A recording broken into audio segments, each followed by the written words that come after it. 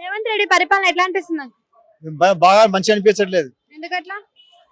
ఆయన రైతులకు కానీ ఎవరికి కానీ ఇవ్వాల్సింది సకాలం ఇవ్వట్లేదు.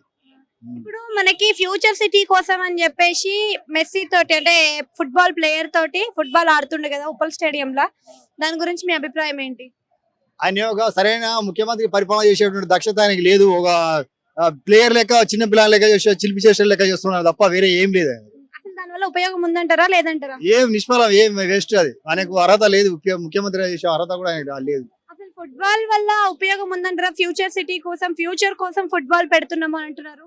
అది అంత అనవసరమైన పని, అది వేస్ట్ పని, తుగ్లక్ పని అంత అది.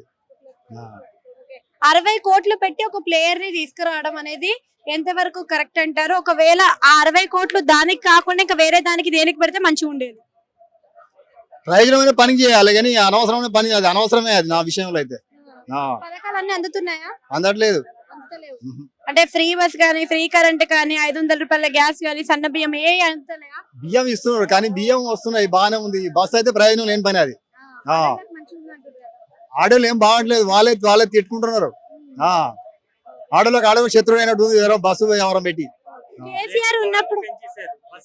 కేసీఆర్ ఉన్నప్పుడు ఎట్లుండే ఇప్పుడు ఎట్లుంది మరి? కేసీఆర్ పరిపాలన బాగుంది, బాగలేదు.